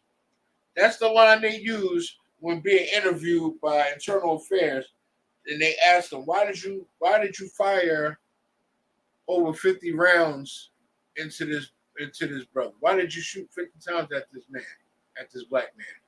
Oh, he fit the description. I felt threatened for my life. How could you have felt threatened for your life if he didn't have a weapon on him at the scene? Oh, he had his hands in his pocket. He pulled out his cell phone. I thought that was a weapon, so I opened fire. And you know what line they use next to get off of that crime? Exigent circumstances. Now, when they sit there and try to say, "Oh, I'm starting for my life," now they want to say exigent circumstances. Oh, we was in the midst of serving a high risk warrant in a high drug volume area, and due to exigent circumstances, we couldn't take no chances because we knew we would be in danger of our lives serving this warrant. You see how they'll try to put different spins on it to give excuses to unalive our people, and this is the legal jargon that they use. But yet, when we try to turn around and flip it and use it on them, now all of a sudden that stuff is inadmissible. Now all of a sudden that stuff it has no it has no merit. Come, wow, I'm gonna get to that article. Let me finish the freestyle. It's the Book of Lamentations, chapter 4, verse 18. They hunt our steps, that we cannot go out in our streets. Our end is near. Our days are fulfilled, for our end is come. Black suspension Indians, you got to understand that we are in the latter days. We are at the end. It don't matter if you vote for Trump. It don't matter if you vote for Harris. The end is near. One of these fools is going to push the button, and World War III is going to start. Now, Kamala Harris talking about, oh, she's so close to getting a ceasefire on between Hamas and Gaza. Why are you putting your nose in business that don't belong to you? First off, you got two heathen countries, two heathen people fighting against each other. That's their business. But I gotta understand, Kamala Harris is a heathen as well. So of course she wants to be nosy and stick her nose in other people's business, because that's what the history of this country is known for doing. Sticking their nose where it don't belong, and then sit there and want to cry wolf when the smoke come back their way. That's the problem. You know, she's saying she's so close to a ceasefire, this, that, and third. She don't realize she's going to cause riots and wars in her own backyard, thinking that she can help save the world, right? Then you got Trump on the other hand. Trump is not a political lobbyist. Trump is a businessman. Trump just sees dollar signs, and he's going to make sure he produces money somewhere and everywhere. This was why blacks, Hispanics, and Native Indians didn't have a problem with voting for Trump the first time, because he was non-biased when it came to political issues. Trump just seen money. Trump was a businessman. He said, I'm going to increase this economy. That's what I'm going to do. I'm going to make America great again economically. That's what he wanted to say specifically, but he didn't want to be too literal. That's why Trump was moving the way he was moving. You understand? Him making America great again, he meant economically, because America was never great across the board if it wasn't for blacks, Hispanics, and Native Indians, for them making money off of our manual labor and our slavery. Now the new slavery is employer and employee. You understand? And you know what, Kashak? This is why they're trying to change and call it the transatlantic migration and not the transatlantic slave trade, because they want to push the agenda to say, oh, this was a business opportunity for us to make a better life for ourselves, to work for free, to not get paid, and to get whipped for poor labor. That's how they trying to put a spin on it. They trying to sit there and say, oh, we chose to be enslaved. You understand? We chose to not be free. But yeah, let me get to this article. Cover a little news while we at it.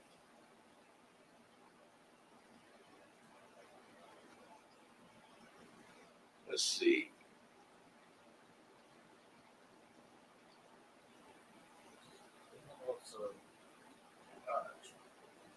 Select it.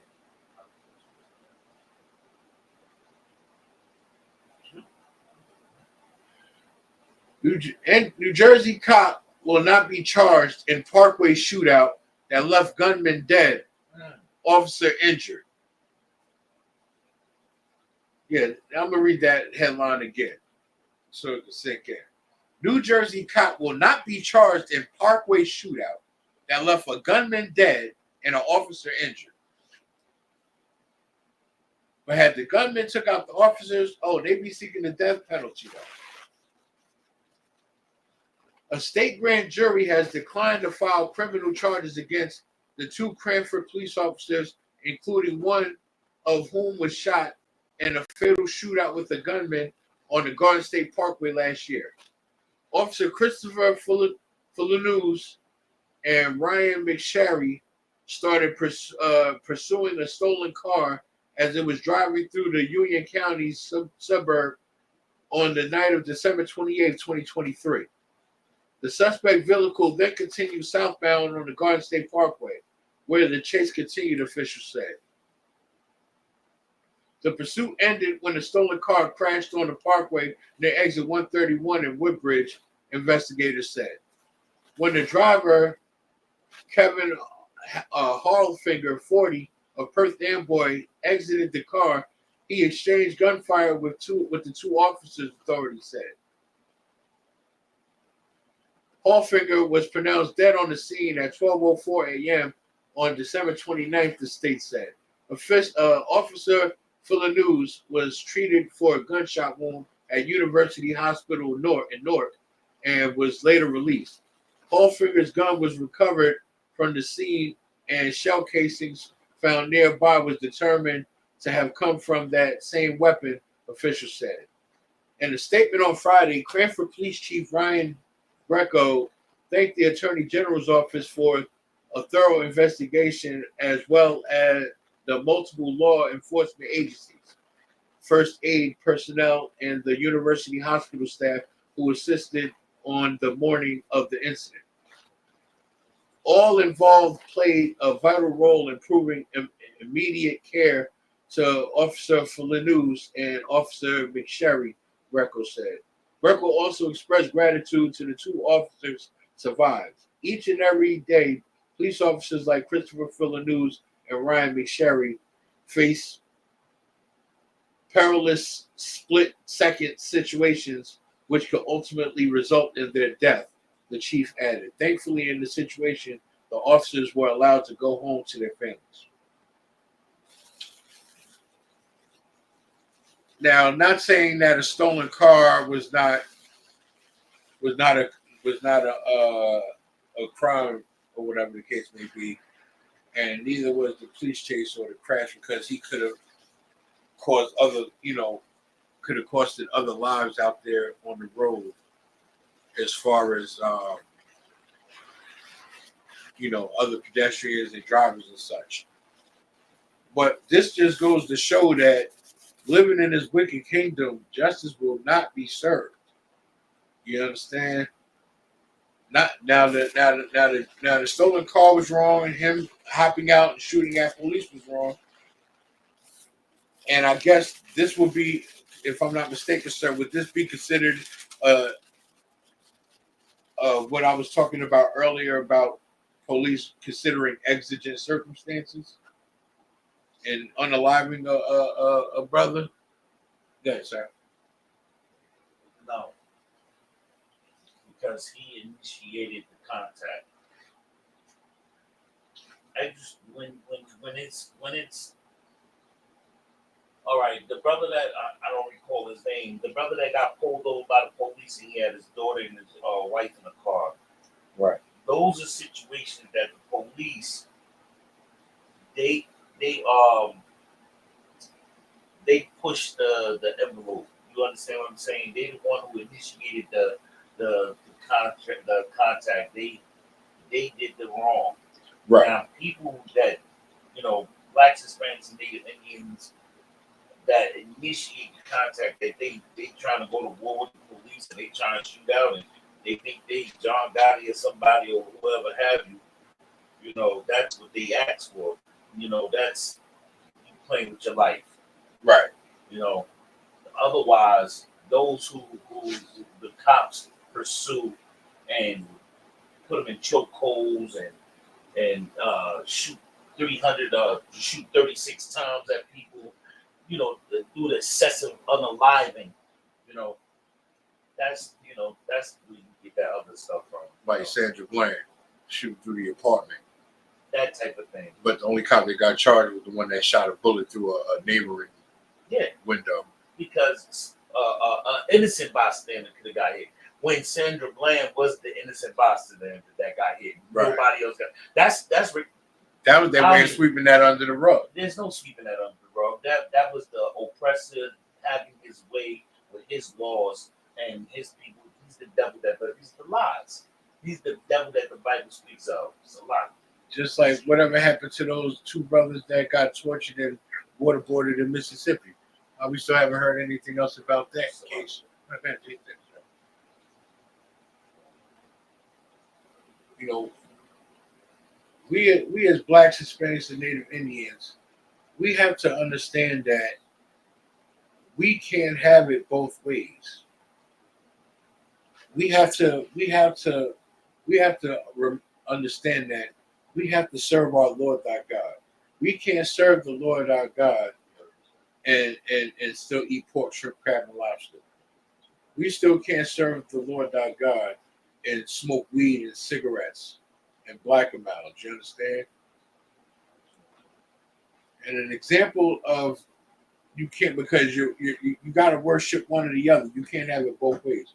You can't serve God and get high. And the prime example of that is the book of Matthew, chapter 6, verse 24. Now, these letters are in red, meaning that Christ is speaking. No man can serve two masters, for either he will hate the one and love the other, or else he will hold to the one and despise the other.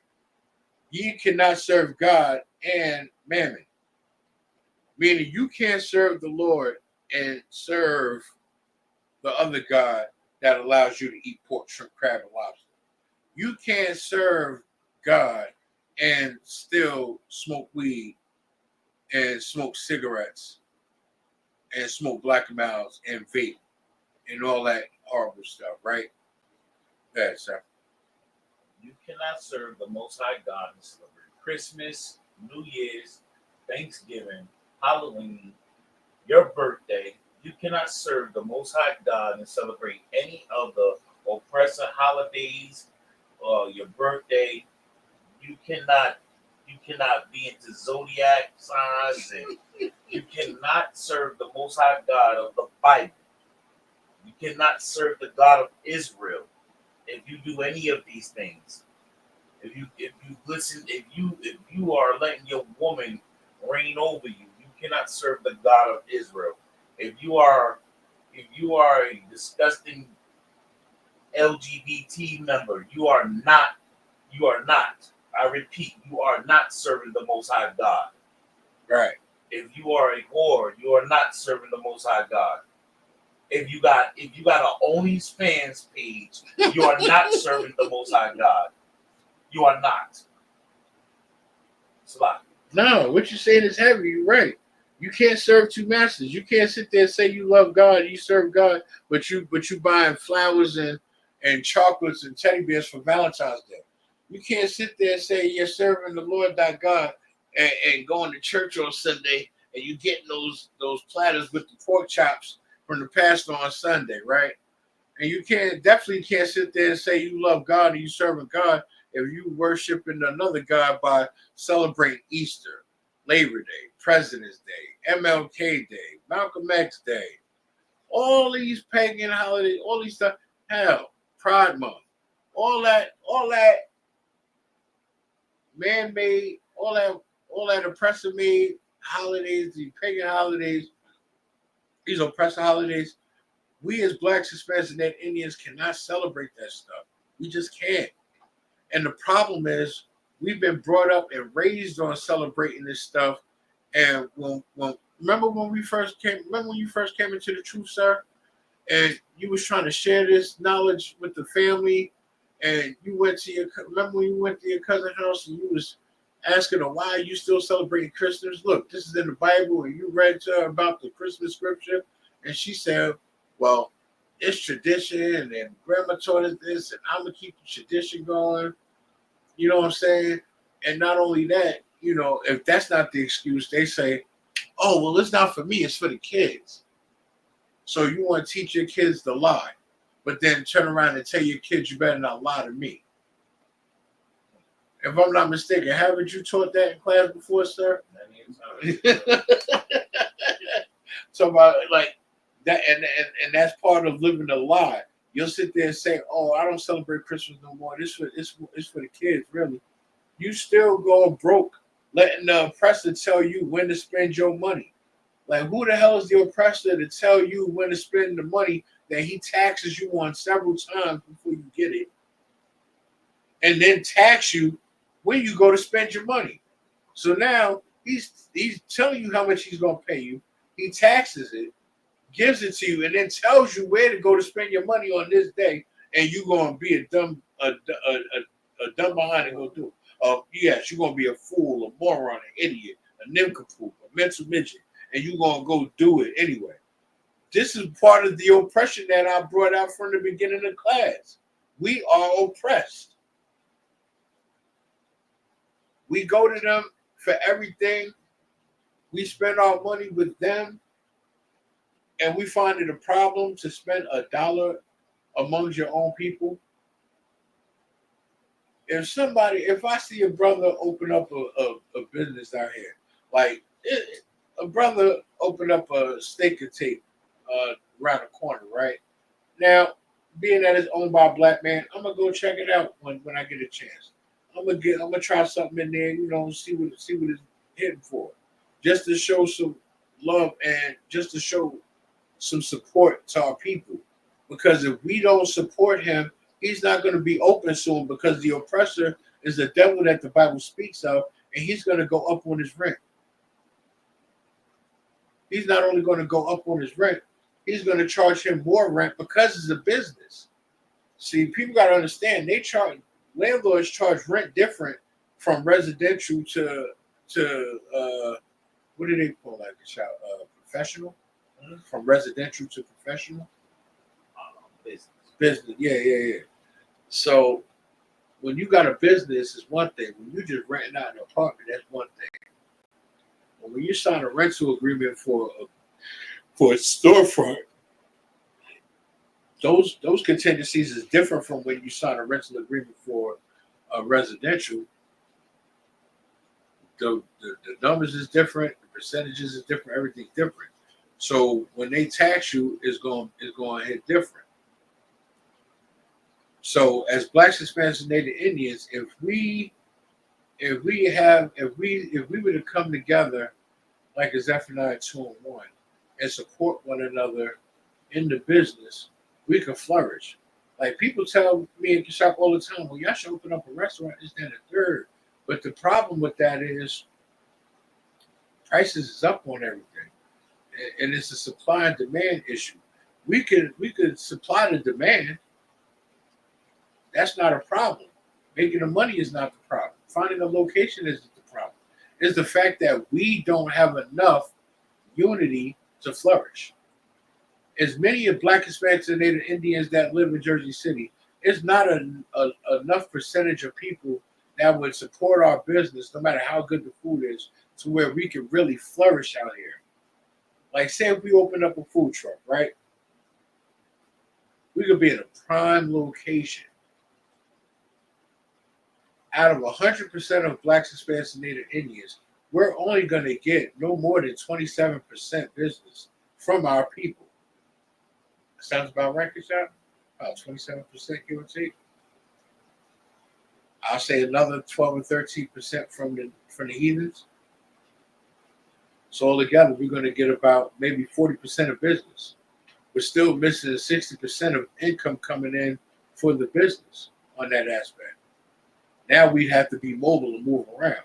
The only place I could see us really flourishing is in New York, because in New York is a broader market. There's more people, and it's going to be more consumers than there's going to be more buyers than sellers. Could flourish over there, but the problem is, why you got to go elsewhere to try to flourish when you want to flourish in your own neighborhood? This is part of the reason of why we don't flourish and we don't succeed, because we don't support one another. And then we have to go elsewhere to go make our money. but then we don't keep the money in the community. See how all that ties together, Black, Hispanics, and Native Indians? We, as a people, we have to learn to come together so we could invest in one another in order for one another to flourish. That's the only way that works. Like you. Now, we get discouraged with one another, and we have to build each other up. We have to pick up one another. And we have to stay away, again, we have to stay away from the heathens and their customs and their ways. And the precept for that is the book of Jeremiah, chapter 10, verse 2. Thus saith the Lord, learn not the way of the heathen, meaning don't do what the heathens do. Stop following behind them in their ways. And be not dismayed at the signs of heaven. For the heathen are dismayed at them. We cannot survive as Blacks, Hispanics, and Native Indians if one, we don't not just follow but keep the law, statutes, and commandments of the Most High Power, right? And two, if we learn not the way of the heathen and learn their customs, you understand? They already are afraid of us. They're afraid of, because they know, and this is the messed up part about us not knowing who we are. These heathens out here know who we are. These heathens out here know our God. They fear our God more than we do. But yet, the law, statutes, and commandments don't apply to them.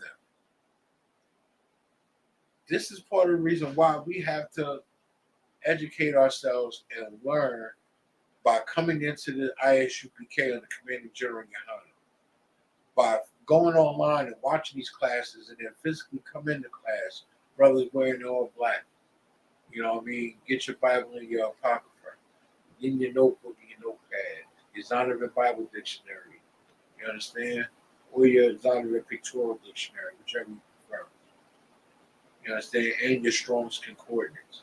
Have these tools on hand. Come in and learn. Sisters, dress modestly and cover your hair. Come in and learn these laws, statutes, and commandments, and so we don't have to face these judgments as a people. But this is all part of us coming together and not learning the ways of the heathen. You understand? I pray y'all do. Let's see. We'll get another scripture for Ezra Friday class. Let's see. You got any questions, Officer Kashak? Any comments? Any precepts you want to add? I might have missed, maybe.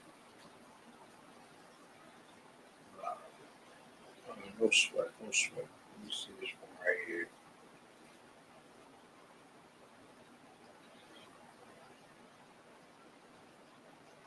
Okay. This is another example of we need to separate from not just the oppressor, but the world that we're living in. Because if we currently concede to the world that we're living in, we'll never learn how to properly fight our demons. We'll never learn how to properly fight our flesh. How can we stop eating pork, shrimp, crab, and lobster if we don't learn how to? How can we stop smoking weed, cigarettes, black amounts of vapes if we don't learn how to? And how we learn is by coming into the ISUPK and the Commanding General YAHANNA, and by not learning the ways of the heathen. This is the book of Romans, chapter 12, verse 2. And be not conformed to this world. Meaning, don't conform into this world. Learn the ways of your people. Learn the law, statutes, and commandments. But be ye transformed by the renewing of your mind. Meaning, come into the ISUPK and sit down in these classes and learn how to destroy the old you and become the new and better you. That's a way of change. That's a way of renewing and changing your mind by destroying and unaliving the old you and becoming the you that you're supposed to become. Do your 90 days. Earn your Hebrew name. That ye may prove what is that good and acceptable and perfect will of God. By doing that is pleasing the Most High, by fearing the Most High and learning how to not just read, but follow his law, statutes, and commandments, by getting your Hebrew name, by putting your brick in, by learning these law, statutes, and commandments. By then, you're learning the will of the Lord. You're doing the will of the Father. And with that, with ISUPK coming out of 1 West Harlem, New York, 125th Street, under Commanding General YAHANNA. This is 1969. We've been teaching the truth that so-called blacks, Hispanics, and Native Indians are the children that the Bible speaks of. And with that, shalom, Israel. Men of Israel, Imagine.